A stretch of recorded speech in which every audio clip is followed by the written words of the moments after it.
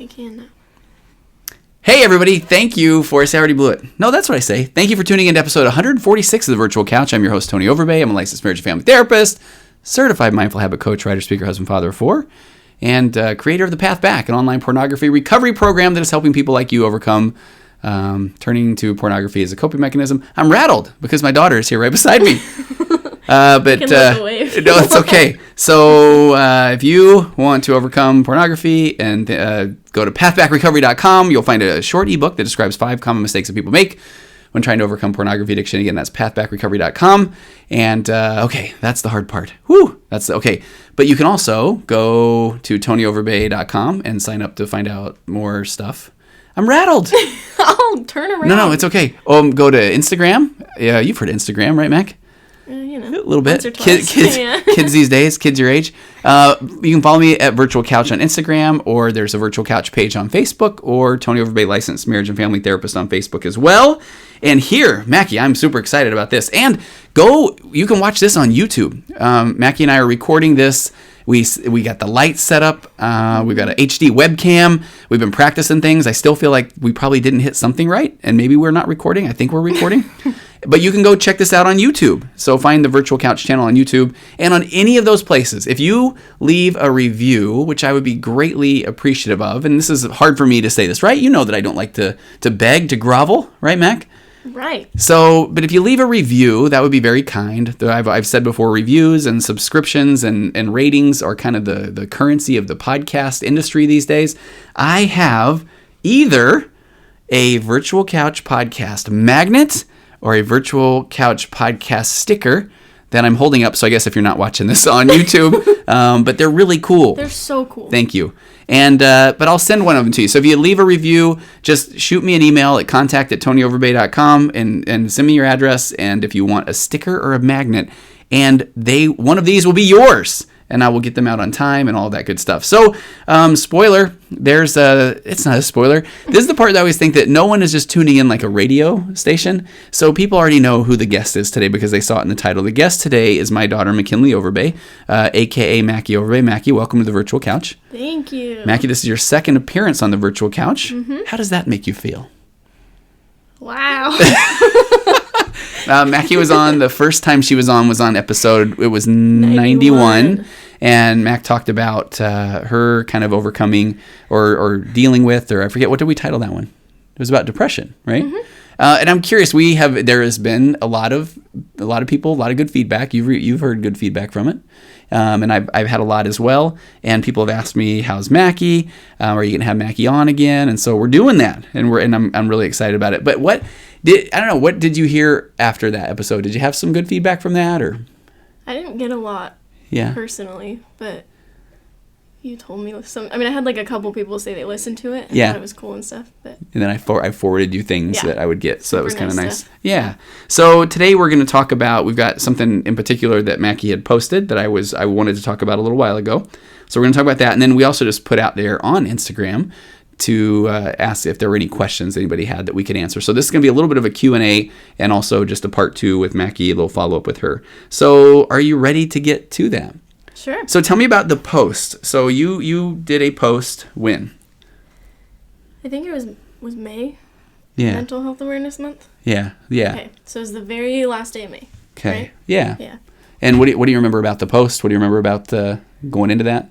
I remember all of May, I knew I wanted to post something because I just saw that as an opportunity that I could post some sort of uplifting mental health thing and not feel too weird about it. So I just kind of was thinking like all throughout May what I could do or what I wanted to say, and I had like a few things typed out, and I had a plan, I don't even remember what, but something else that I was going to post, and then literally like as I went to post that other thing, I just thought about this instead, and then I typed that out, and I was like, I like that way better. And I posted it. Okay. So why don't you read it? Do you want to do that? Sure. Do you want to read it off of my iPad?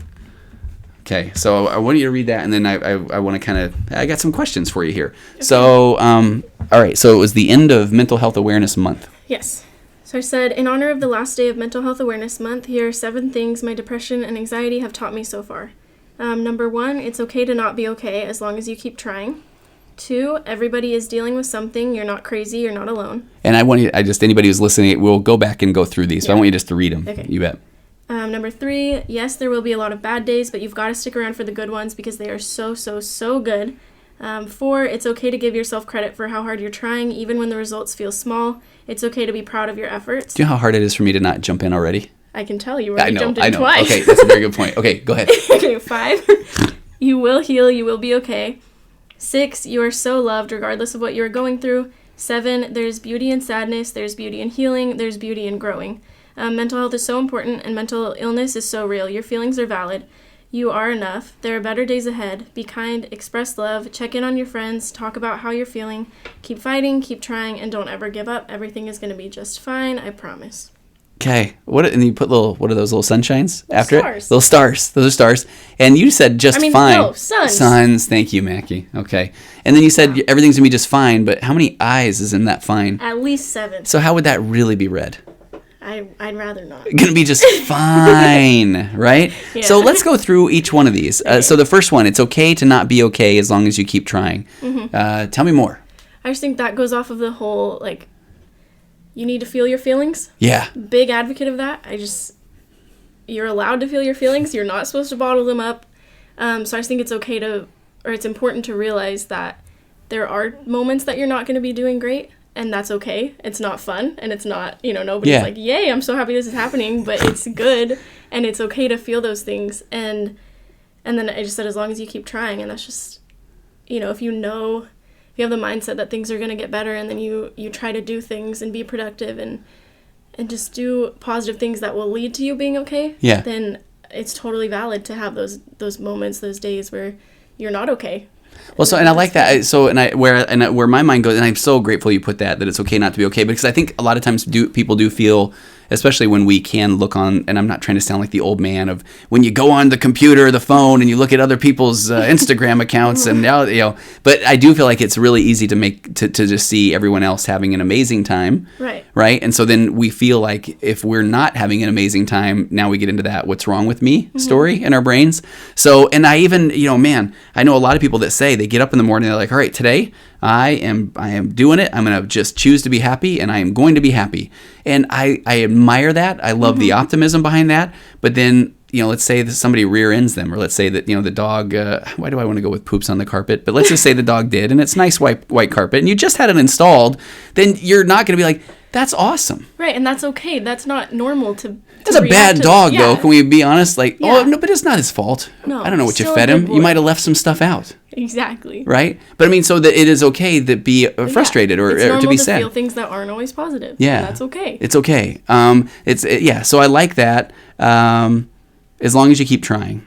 So, maybe now's the time. I was going to jump into this at some point, but you and I have been talking a lot. Yesterday we watched an episode of The Office. The Office. And I don't think I've talked about this on a podcast yet, but I did an episode on parasocial relationships a while ago, which is basically kind of creating these relationships with people on TV. And I'm not saying it in a bad way. It's one of the things that we do. And I think I had asked you about, I had a client that was talking about when they were down, that they noticed that they tended to be watching programs that were depressing and listening to music that was depressing and then not doing anything else. And again, if that's somebody's process or they're going to try to lean into it. Sometimes I let myself do that Absolutely. for a certain amount of time. Yeah. But then as long as there's a plan afterwards. And that's what, and I use, okay, and here's, Sorry, oh gosh, no, so, and I used to say this phrase, and I think it doesn't sound as positive as I want it to, but I feel like I've had clients that have identified with it, where I used to say, hey, go ahead and have and I couldn't, I used to say this phrase, pity party, but it sounded mean, it sounded judgmental of me, but my point was, if you're going to have the party, then get a hat and a birthday cake, right, because and feel those feelings. Exactly, and then know that there's on the invitation, there's an end to the party. Yes, exactly. There's a time that your mom's going to come pick you up.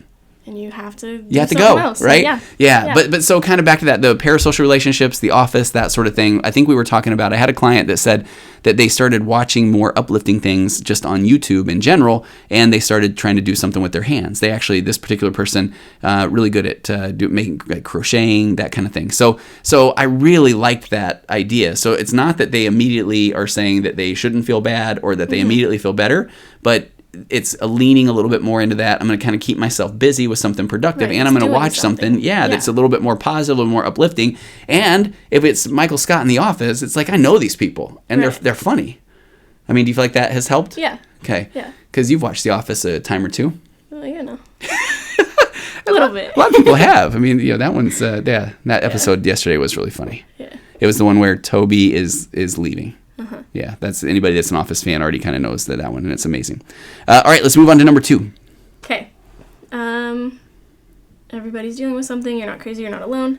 I think that's just one of the most life-changing revelations that I had, and I remember having, and I just realizing that everybody has something going on. And I know that's said all the time, but it's every single person. Yes, people don't believe it at times, right? Even the people that appear like they have everything together and their lives are perfect, everybody has something. Mm-hmm. And I think the sooner you realize that, just the better for you and the easier. Not that it makes everything perfect or easy, but it's just, it makes it easier when you're sitting there feeling, if you're feeling sorry for yourself, or you're feeling like you're alone or you're the only one dealing with something, just to even, think about or say out loud that other people are dealing with things too is a weird comfort. It is.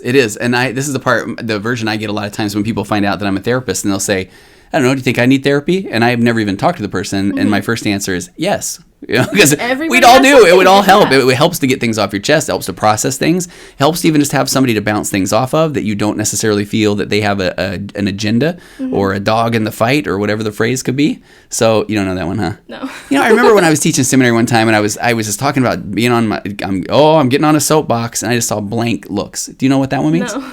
Nobody did. And so getting up on a soapbox is you stand up there and, so that I can be heard and I'm preaching and that sort of thing. And so that was years into teaching. So I felt like, man, for years I would be like, oh, here's my soapbox moment. And everybody's this man's obsessed with soap, which I am, but that's a whole other thing, right? No, we don't need to get into that. No, we don't. Okay. So, so everybody's dealing with something. You're not crazy. You're not alone. And everybody is. And just know that. I mean, and that's one of the things I agree with you. It's comforting to know. And I get people all the time that reach out to me and it takes them a while to reach out, or they just want to know, is this weird or is this normal? Or, and the answer is everything. Yes, it is. And it's normal.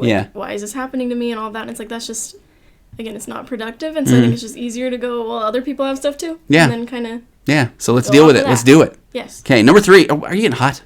It's a little toasty. I know. I turned the AC off. So I didn't turn it off, but it's going to kick in a minute. But I'll kick it down here in a second. Read this one. I'm going to go turn the AC on. Okay. Okay. Yes, there will be a lot of bad days, but you've got to stick around for the good ones because they are so, so, so good. Tell me more. I think just with that one, it's you have 3 so's in there. Yeah, because the good days are really good.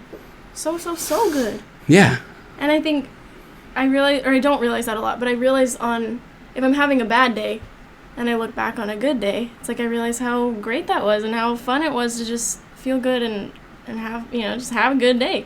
And I think it's important to kind of be realistic in the sense that bad days are going to happen. Like you said, the dog poops on the carpet. Things happen, and that's life, and that's okay. But it's you can't just have a bad day and then assume every aspect of your life is bad and dwell on that, and then you can't just give up because of that, because there are going to be good days, and even if the whole day's not good, there are going to be good moments. And so it's that's something to hold on to and look forward to. And that's where for me, I love taking pictures, and I have so many pictures on my phone. Yeah. And it's one thing I'll do when I'm having those bad days or those bad moments is I'll just go look through and kind of reminisce on other good memories. And so it's I have an album on my phone that's just some of my favorite pictures. I and like that. I'll just go look at that and just remember that there were good moments and I've had good days, and it's just know that I'm going to have more good days. No, what I like about that is I was going to say, is this one of those times where when people, I really love when people will journal or they'll write about the positive times. So sometimes they'll go back and read those things when they feel like nothing is going right. But I like what you're saying is a photo album could be the same. Yeah. Okay. I'm not a huge You're not a journal writer? Yeah. But yeah, that's kind of one way to do that. And then I also, the a lot of bad days stick around for the good ones. Do you feel like, and first of all, there's a plug in there for just trying your best to be present, and recognize because we can, even when something is going better, I notice that a lot of times people really want to fight to say, right, but it might go bad again. Or it's but don't focus on that. Yeah, that's hard. If it happens, but yeah, that's so hard. Yeah. And I'm not good at that at all.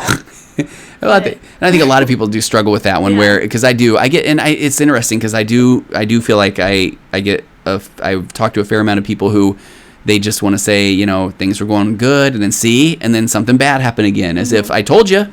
I told you something bad was going to happen. But don't seek out the bad things. Right. And don't. Well, then I always want to say, and I feel bad. It's like, but that's the part where I do want to say, but I don't want to sound dismissive of, right, but, you know, there were a lot of good, and then there's a bad. There's a lot of good, and there's a bad. That's kind of one of the patterns of life. As if but it is easy to focus on the bad things. It is. So there's another plug for mindfulness and being present. Okay, number 4, I really enjoy. Tell me that one.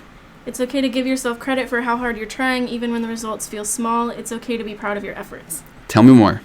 I think that one's one where, like, I know in some of my like darker moments and worst times, it gets to the point where sometimes it's like I got out of bed, you know, right? Absolutely. Oh gosh, absolutely. Just anything like that, and I think it's easy to overlook those things. And I know if you explain that to someone, they might look at you like you're insane and just be like, "Okay, you got out of bed, like so what?" Yeah. But for me, when I'm feeling all these other things, that's such a big deal. And so it's like I take a moment to be like, hey, you did that. Yeah. Like you got up, or you went on a run, or you went, whatever it is. Yes. Like I've tried, I'm not good at it, but I've tried just to vocalize that and be a little bit better about. Hey, don't beat yourself up, pal. You are pretty good at it. Exactly. Right? I'm doing that to myself. Right?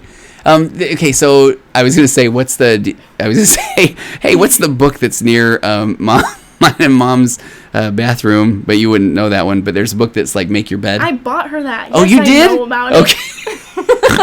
Okay, good. Because I thought, did I buy her that? Okay. So you bought, okay, but like that one, what is that one all about? Because she would always tell me, if you just make your bed every day, you're starting off by doing something. Yep. And you're already accomplished to some degree the second you wake up and the second you're up and whatever. And so, yeah, that's just about doing little things that are going to make your day a little bit more productive. I didn't know you got mom that book. Yeah, because she always tells me to make my bed. Oh. And so I got her the book. I've been reading it. It's really good. I'm really glad. So that is good in the small things. And I feel like this is where people get into I don't think I've ever said this one out loud, but in my mind it's they get stuck on the yeah buts. So it's like, okay, you got out of bed. Yeah, but that's all I did. But it's like, just stop for a minute and say, yes, I got out of bed. Yeah. And then, I mean, maybe you should do more things, but it's like... Oh, don't shit on someone, Mackie. No, but like, no, give yourself credit for that. And then if you can, do more things. Okay. Go outside. Step by step. Drink some water. Take a shower, There you go. Little things. No, and honestly, like even taking a shower is one where I feel like people don't even feel like that's worth it. But man, you get up and you take a shower and you do start to feel a little bit better. For sure. Yeah. I had another thought with that. Get up. I lost my train of thought. Let's keep going. Okay. And it'll come back to me. It's okay to give yourself credit. Yeah, but shitting on people. Yeah. Okay. Keep going. Yeah. 5 is just you will heal. You will be okay. I feel like I've said this same thing kind of in other words, but it's just, it's almost the fake it till you make it thing, like even just to tell yourself, even if you're just thinking it or writing it or saying it out loud or whatever, to just say like, I'm gonna be okay. Mm-hmm.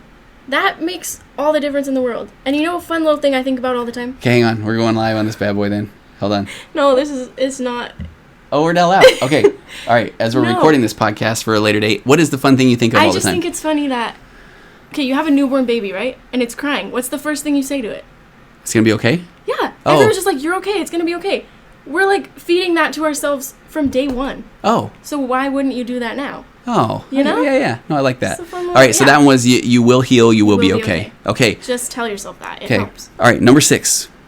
You are so loved regardless of what you are going through. Tell me that, because I do feel like a lot of times, and if not to get dark on this, but I think sometimes when people they start to feel hopeless, they feel like nobody really will care, nobody does care about me. All of that just goes away, and so it's like you don't feel like anyone has your best interest in mind, and you don't feel like you even do, so it's like, why keep going, why keep trying, for sure. And so it's important to remember that you are loved, and people don't stop caring about you because you're going through things. If anything, it makes them want to try harder. They just might not know exactly what to do. Yeah, and I think a lot of times I do talk to people that wish they had more of an opportunity to be that person. Right? Yeah. I mean, when people come to you and they say that they're down or they're feeling sad, what goes through your mind? Is it what a pain? No, it's how can I help? What can I do for you? I'm so sorry you're feeling that way. Like, let's do something about it. Yeah. I don't know if we talked about this on the first time you were on the podcast, but I remember when you came to Mom and I, and you were having a little bit of a rough time, and we were going to San Diego. Do you remember this? Yes. And what did we do? You went to San Diego with us. Yeah. Right? And you ended up running in a race with me, and we ate at Spaghetti Factory, and we just had a great time. Yeah. And there was no part of me that was like, oh, man, you know? Yeah, you're like, dang it, Mackie's Right, here. exactly. Yeah. So I got to take Mackie and got to, you went to San Diego, ran 20 miles of the Cayumaca 100K. It was a good time. It was a great time. Yeah. And so that's one of those where you are loved regardless of what you're going through. Yeah, so reach out to people. You now live with roommates and all, and I feel like you guys have each other's back. I mean, do you find, is there somebody's kind of going through something at any given time? All the time, yeah. Yeah. And it's like we're all just there for each other. And like I mean, the most recent thing, I had a panic attack, and I was freaking out, and I didn't know what to do, and I called you guys, and it's like, you're 600 miles away. You can talk to me, but that's, you know. I know. I remember that. What happened? Yeah. And then 2 of my roommates were just there, and they both brought different things to the situation, and it was just so good. And they just, like, one of them was just telling jokes the whole time, just trying to make me laugh, and it's like, that helped, you know. And then I remember they took you on you ended up going outside, you want to walk. We sat, and they were just, I mean, they dropped everything to just make sure that I was okay, and it's like we all do that for each other. Yeah. And we all just try to help each other and do whatever we can, and so. Yeah. So the opposite of that is, I mean, so that one was you are loved regardless of what you're going through. And I think that when people don't necessarily believe that, and even if they don't believe it, just go connect with somebody. Because if not, the opposite of that is isolation. I'm going to withdraw. Yeah. And that just doesn't help 99% of the time, you know? I would even go 99.999% of the time. That's a lot of nines. That's a lot of nines. Okay, number 7. There's beauty in sadness. There's beauty in healing. There's beauty in growing. This one's can be kind of deep. Okay. But I know, like, when my, like, depression was at its worst, and I was sad. Like, that's the best way to describe it. I was just so sad. That weirdly became comforting, because it was, like, not all I knew, but for the most part, that's what I was feeling. And so it almost became a new normal for a while. Right. And so I think I learned kind of to appreciate, not necessarily like sadness and being sad, but just kind of appreciate my ability to feel things. Right. That's where you started to feel the feelings. Yeah. And I just like kind of looked at that. Yeah. And that way, feeling the feelings, and then almost using it as a way then to connect with people as well. Like, just being able to really feel those things helps you to then, I don't know, just understand. Yeah, well, so, I've had some situations where when people do, and not that we're necessarily begging for the sadness or the down times, but when people do kind of recognize, and this is why I like your post, where people start to recognize that they are going to get through it, or good times are gonna come, that I've had people that have not so much embraced the sadness, but that's where then, they have written about things when they're sad, or they have it brings out different parts of you that that's you what I say. Just might not be aware of. And so I think when I was stuck in that sad period for so long, it's like I started to realize more things, got to know myself a little better, not in the best way, but it's like there is beauty in that, and it's part of being human and all of that stuff. Okay, keep going.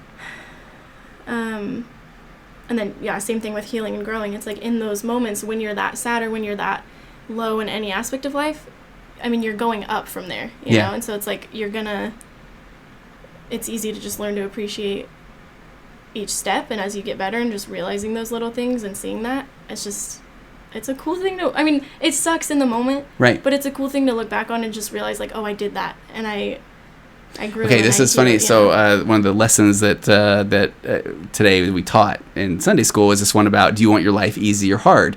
And it's funny because I think we immediately respond and say easy. Yeah. Right? I want things easy. But an easy life is, now I'm going to sound so cliched, it's boring, Mackie. Who would want that? But it's it is. Yeah. It really is. If everything was perfect, it just, it wouldn't be Yeah. There's a book called The Road Less Traveled, and they start the book by saying life is difficult, and that's one of these truths in life. Mm-hmm. And it's a self-help book, and I always look back on that and think, man, there's a good way to start a self-help book. Saying life is going to be really rough, right? But then it says, though, once you kind of recognize that life will be difficult, then the fact that life is difficult no longer is as important. Because, once you recognize that's the case, then it's you're aware of it. What are we going to do with it? Yes. Right? You do something about it. And you look for the productive things. Okay, so talk about in that one, too, I like where you say, okay, the better days ahead, be kind, express love. So talk about that one, express love and check in on your friends. That's those 2 points in particular. What does that mean to you? For me, like, when I really realized the impact that just expressing how you feel and expressing your love, like, I don't know, just what that can have was with my roommates. Uh-huh. We're just, like, we leave the house and it's like, okay, love you, bye. And we get into the house and it's like, oh, hi, cute girl. And just, like, dumb little things like that probably sound really stupid to anyone else. But it's like, when you just express that and you're constantly hearing that and feeling that and then reciprocating it, it makes a big difference. Yeah. And it's just, it's one of those little things that, I don't know, like, you just feel loved. Yeah, I would say there's science behind that, Mackie. Yeah. Oxytocin, the cuddle hormone, the love hormone. That is, it doesn't sound, it's not in a creepy way, right? But it's like we want to feel loved. And this goes back to that whole, we all want attachment with other people. Mm-hmm. And that just means we want to know that somebody cares about us, that they've got our backs, that they love us, and that they're going to be there for us. Yeah, and so to just express that can, like, literally be life-changing. Absolutely. And, yeah, so so it started with my roommates, but then it became something that just I've tried to be better about, like, with any relationship with anyone. Mm-hmm. But yeah, I just think it's good all around. And then just the check in on your friends. A lot of people don't like to talk about the dark and scary things, and they don't want to bring them up, and they don't want to feel like a burden. And they, I don't like bringing them up. I don't like talking about them. So I think it's just important to check in on your friends and not just be like, oh, how are you? Because obviously they're going to say good. It's like, take a moment to really be like, if they're in a darkened room, like, and you, like, open it, how are you doing? They're good. Like, that's obviously not good. Well, they're good. Yeah, so it's like, no, take a minute to sit there and just be there. And even if they're not going to say anything, just let them know that you're there. Mm-hmm. And then if they do want to talk, if they do want to, you know what I mean? Just check in on them. Ask people. If you feel like texting someone, text them. Okay. If, you know what I mean? Whatever it is, just do it. I think this goes back to, if you're going to ask somebody that is down, and so I talk about emotional baseline. If their baseline of emotions is low, mm-hmm. and you say, hey, let me know if there's anything I can do for you, are they ever going to say? I would never. No, but if you just now go bring them a pint of Ben & Jerry's ice cream, what are they going to do? They're going to be so happy and so grateful, and it's going to, it's going to help. Yeah. So it's like, just, if you feel like doing those things, do them. And if they tell you that they're lactose intolerant, then you get to eat the ice cream. But the thought was there. Exactly. Right? And that makes a big difference. Exactly. Yes. Okay. Any other thoughts around that? Here's the part where you said, talk about how you're feeling. Okay, keep fighting, keep trying, don't ever give up. Everything is going to be just... Come on. No, you take it. Fine. Lots of eyes in there. Yeah. No, I feel like I've kind of talked about all those things in circles a little bit, but... Okay, so let's go on to now you... we still have a live video on... What is that called? Instagram? Yeah. How do I share it? Hit share. Okay. Wow. So we also asked for, and I really appreciate you sharing that. I really do, because I think that those things are, I don't know, I just kind of think you nailed it. So from here, we did ask for some questions. People commenting nice things on Instagram, right? So as a friend, they called you a love bug. Yeah. Right? Very nice. Which is a reference to a 60s movie, Herbie the Love Bug. From my brain, which is something you probably don't know about. I was not alive in the 60s. All right. I was alive for a month of the 60s. But anyway, okay. All right, do you have, or I have? I have. Okay, you sent them to me. So we had some questions, and we want to kind of talk about those a little bit. Boom. All right. So, there's some that are like, you got a couple of them that said, you're really cute, or you look great. Here's one, you're gorgeous. So what do you say to those? Thank you. Those are very nice. Yeah, nobody, they weren't saying that to me. But that's expressing love, and it that's doing everything we're saying. Yeah, okay? Yeah. Do you want to take this one? That's for you? Yeah. Okay. What is something your parents did that helped you while growing up, especially in high school? It's a great question. It is. You guys did a lot of things, but I think, like, the thing I just immediately thought of is not for all of high school, but for most of high school, I really, I considered you guys to be friends, and I just like, you made it very clear that you had my best interest in mind and you wanted to be my friend, like, as a person and not just because I was your kid and you had to. Yeah. I think that just makes a big difference. And like I would get home and I'd want to talk to you guys and I'd want to tell you about my day, and I think that was just like, that made a big difference, but it wasn't like that from the beginning, I don't think. Yeah. And can we kind of go back and forth on this too? Yeah. Because this is why I really love having you on the podcast, not just because you're my daughter, but because I know that as a parent, you're trying to maneuver this. Because in the parent world, we always say, you know, if some other parent is that all they're trying to do is be their friend, they're not trying to be their parent. Mm-hmm. And I really feel like I actually really love the fact that to you viewed that as, man, you were there for me, you were being our friend. Yeah, but I think there is for sure a balance, because it wasn't just, I mean, you were. But no, that was perfect, and because I feel like we were trying to be there for you, and we were trying to let you know just you can come to us with anything. Yeah. And we really did like you and love you and did want to hang out with you and those sort of things. And I think just feeling that was just changed our relationships, I think. But it didn't mean that I was going to put on, like, you know, I don't know, the sequin jeans and then, like, spike my hair and want to talk about Justin Bieber like you did. You were still a parent when you needed to be a parent. And I know that doesn't really help, but it's like you kind of have to, I think it's probably different with every kid. But no, this is like this is from the parents listening to this. I just think that I really feel like they will identify with, you can be there and you can be the parent, and your kid can feel like, man, my parents are my friends, and it doesn't mean that you're this just extremely permissive, let anything go parent. So that's so there's a nice balance. It is possible to get that balance, and obviously it wasn't perfect. Like, there were still talking about mom. I'm just kidding. I'm totally kidding. I'm joking. Mom was amazing. I was trying to say, like, I mean, I nailed it, right? But there were times where, not that our relationship wasn't good, but like, it, you know. Yeah, there's still going to be struggles if maybe someone came home late, like from curfew a few times and acted like know what you're talking about. They were like curious why that even mattered, even though they were like, you know. All right. Okay. But yeah, so there are ups and downs, but it's like just.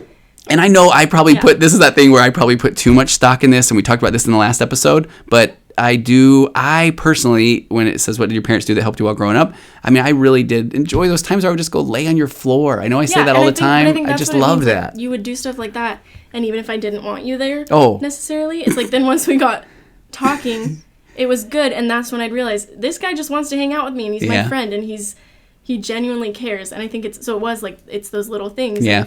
Or if you'd come play the piano with me. Or, I you know know, what I mean? that was fun, because I'm not good, and you were good at the piano. No. That's where we'd always end up playing Heart and Soul. Yeah, but it's like those little things where it's like we're doing normal things that friends would do. Yeah. But you're still my parent. Yeah. But you'll do those things with me. You know what I mean? So just...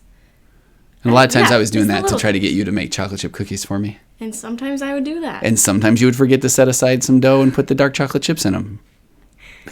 I feel slightly attacked. No, not at all. Okay, who's your favorite cousin?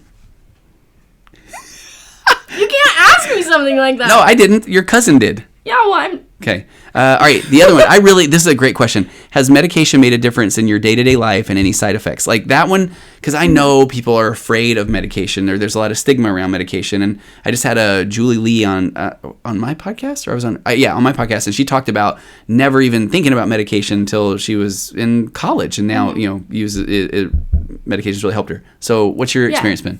I was pretty, like, for it, I think, from the start, just because I wanted, in my head it would be an immediate fix. Right. So I was like, I can do that. But that wasn't the case at all. And it was years of trial and error, and like trying out medications really and dealing with, side effects or just not helping at all and whatever and stuff like that. And so that was frustrating, because I wanted something to help. No, I like how you say that, though, because I think a lot of people, because the medication can take 4 to 6 weeks to even really start to feel. And some of them are even longer than that. And so it's like you just have to keep going with it and hoping that, maybe it'll be good. And then sometimes you get the negative side effects and you have to start all over and, whatever. But it's like I ended up finding something that's more...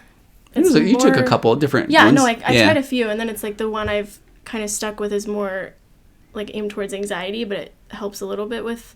Depression too, and it's like I don't think it hasn't cured me, it hasn't fixed anything like that, but I think it is the whole emotional baseline thing where I just bumps it up enough to kind of do this stuff a little bit better that I then can I have that slight consistency there that then Yeah.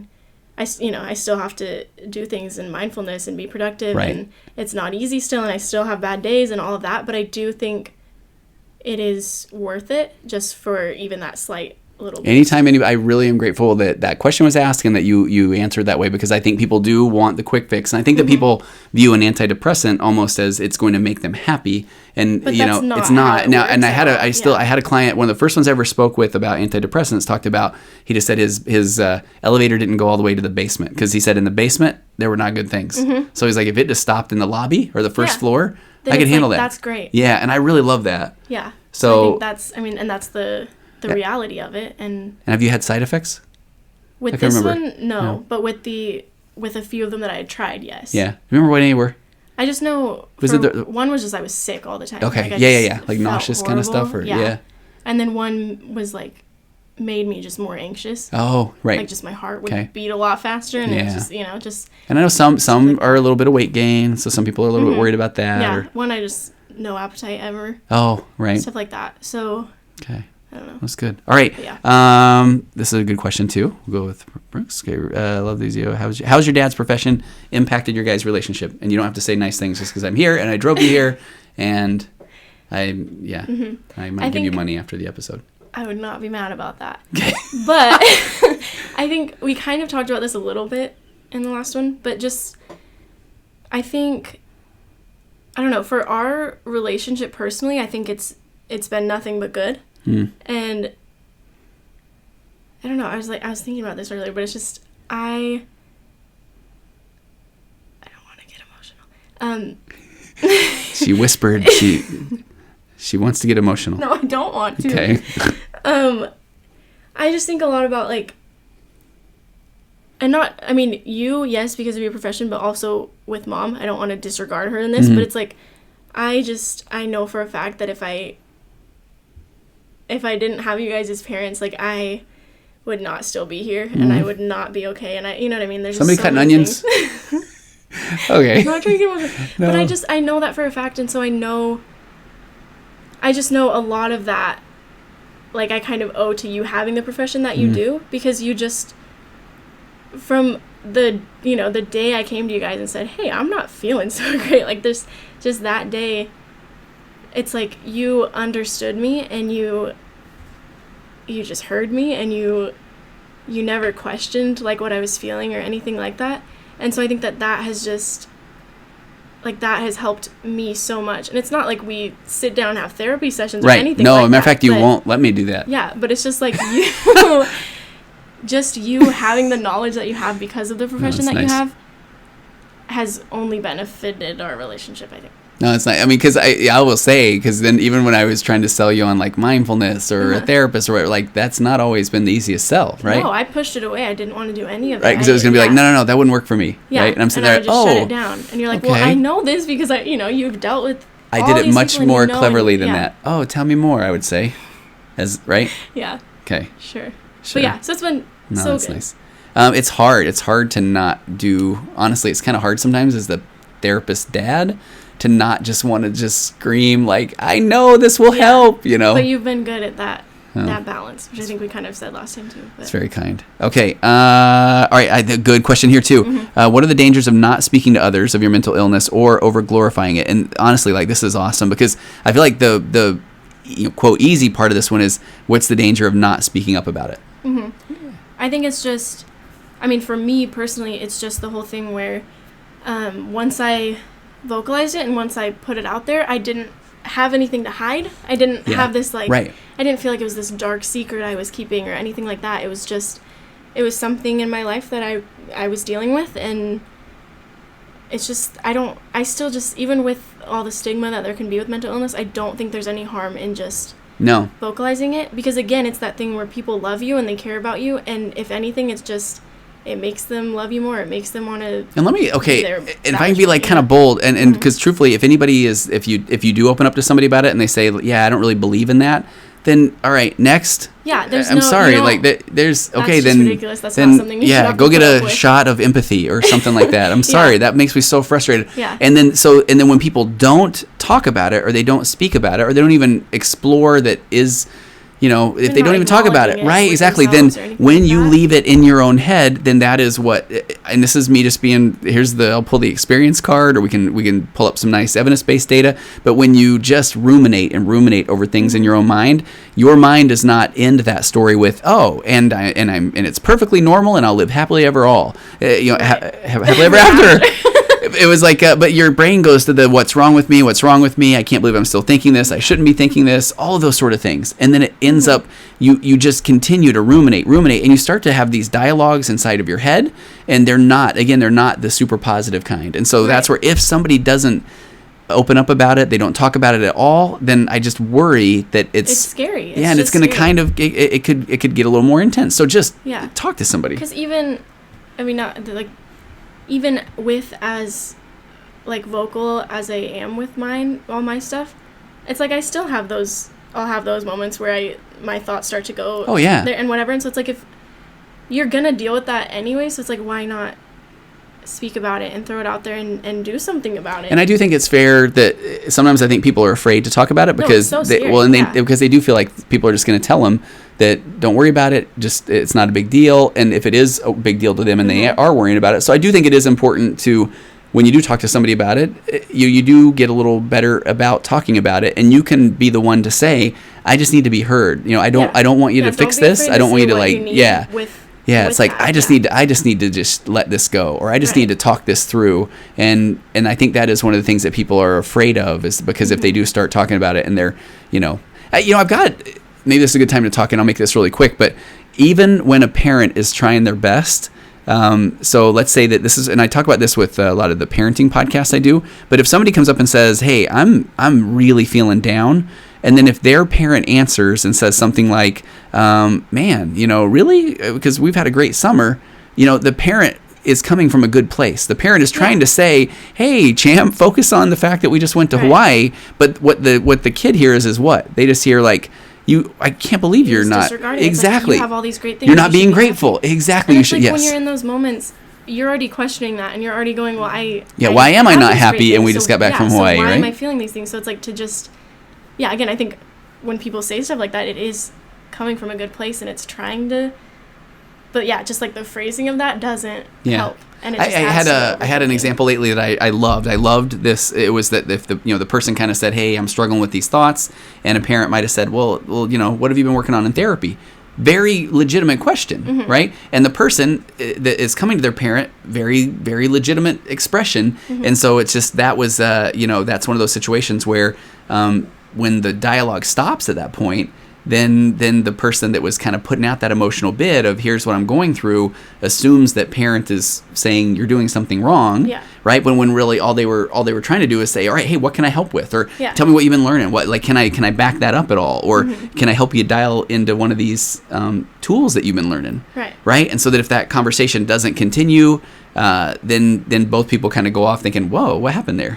Right? Okay. Well, and the second part of this is, what's the danger of over glorifying it? And this is a really tough subject, because here's where I have to put the disclaimer out of, it's hard for anyone. No one can say that someone is over glorifying it. The only person that's going to know they're over glorifying it is the person.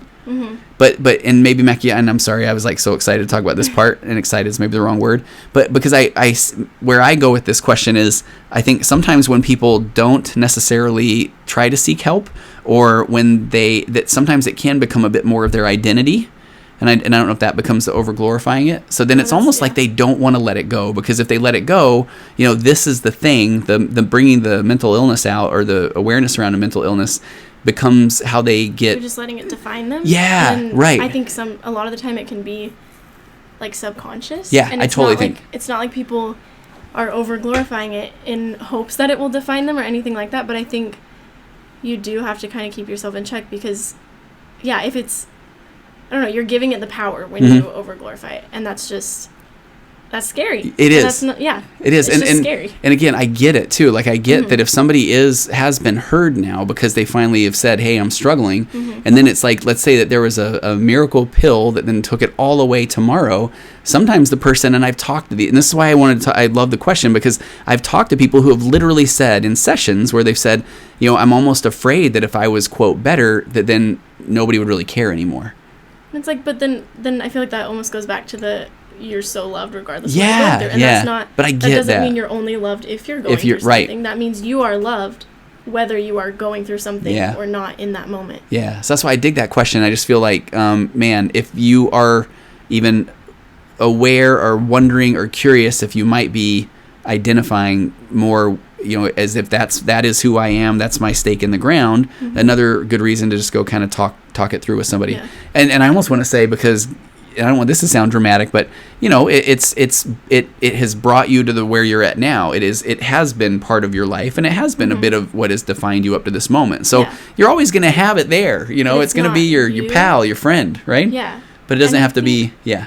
This is just where one thing you would always tell me Okay. is I would say things like, I'm sad, I'm depressed, I'm mad, I remember this. whatever it was, and you would cut me off or get, not mad at me, but I get so you'd mad. get mad. No, I would not. I don't get mad. I've never been mad. And you would say, no, you're Mackie, and That you're would- feeling sad. That was a or shout you're out to that feeling Nate depressed. Christensen episode when we were driving to, remember the 10 Yes. Tools of Depression? Yes, And you're like, I because do. you started saying, I'm Mackie. Yes. So it's like, it's just in those moments when you're doing that and when you're kind of letting that define you, just, even as dumb as it might sound, just sit there and go, no, I'm Mackie and I'm feeling depressed. That or seriously is good. And then you kind of break it down and you figure out why you're feeling the way that you're feeling.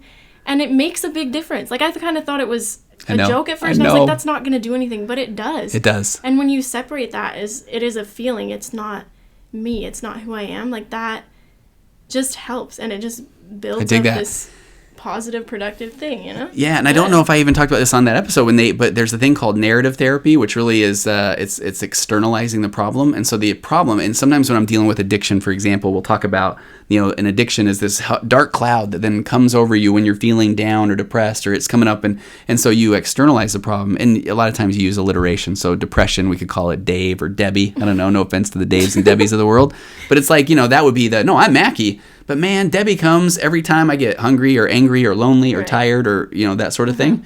And so even sometimes when you externalize something, a problem like that, even a parent could check in and say, hey, you seen Debbie today? And you're like, man, she was knocking on my door. I sent her away. Right. Right? But yeah, to just... But I mean, it's that's that. Yeah, it doesn't... just how you view it, though, really makes a big difference. Yeah. All right, 2 more questions. Number 1, or here's one. What's the topic?